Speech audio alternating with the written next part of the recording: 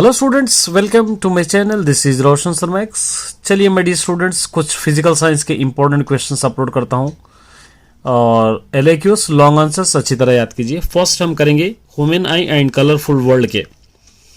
इसमें से कौन से क्वेश्चंस आ सकते हैं ये आपको अच्छी तरह प्रैक्टिस करके जाना है ताकि एग्जाम में आप अच्छी तरह लिख पाओ।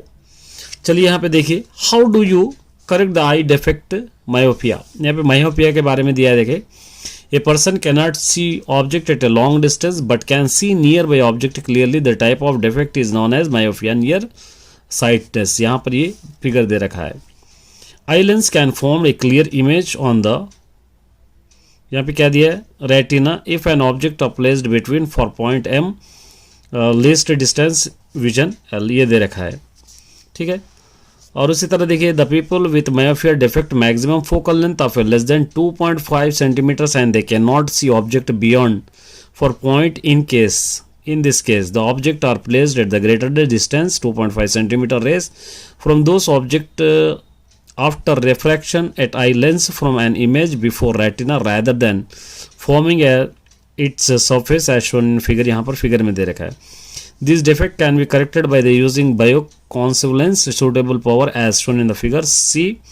This lens is selected because it formed image of an object at 4 point. Thought object is placed at infinity. This image at 4 point serves as an object for eye lens and formed final image of the retina.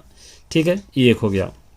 इसके बाद यहाँ पर एक और answer है। देखिए, यहाँ पर मायोपिया एंड हाइपरमेट्रोपिया के बारे में लिखना है। In short sight seen one can see nearby an object clearly but can not see far object clearly. ये in far sightedness one can see the distance object clearly but can not see nearby an object clearly. Image is formed in front of retina, image is formed behind the retina. The size of eyeball increases, the size of eyeball decreases. Focal length of eye lens decreases, focal length of eye lens increases. This defect can be corrected by a concave lens. This defect can be corrected by a convex lens. Structure of atom, इस lesson से देखिए LAQs orbital and Bohr's model. How orbital is different from Bohr's orbit दे रखा है यहाँ पे, orbital and Bohr's orbit. First point, orbital is the region or space around the nucleus where the probability of finding the electron is maximum. Bohr's orbit is a circular path around the nucleus where the electron revolve. They have no definite boundaries, they have definite boundaries. Shape of every orbital different shape. Bohr's orbital circular. It can accommodate only 2 electrons. It can be accommodated 2n square electron. These are represented by letter S, P, D, F, G, etc. These are represented by letter K, L, M, N, etc. और ये भी आपको याद करना है। देखिए, explain the signification of 3 quantum numbers predicting the position of electron in atoms.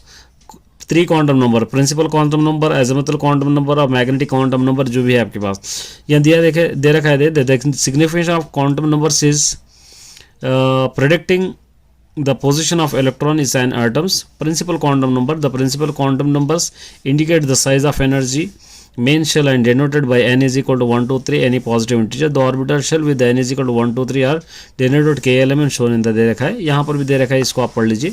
उसी तरह एंगुलर मोमेंट क्वांटम नंबर के बारे में भी यहाँ पर है, ये आपको देख लेना है। मैग्नेटिक क्वांटम नंबर के बारे में भी दे रखा है। और उसके साथ साथ ये भी अच्छी तरह याद कीजिए, draw the shape of sp d orbital. s orbital 2p sp ये d ऑर्बिटल्स है। sp d ऑर्बिटल्स के बारे में यहाँ पर आपको दे रखा है।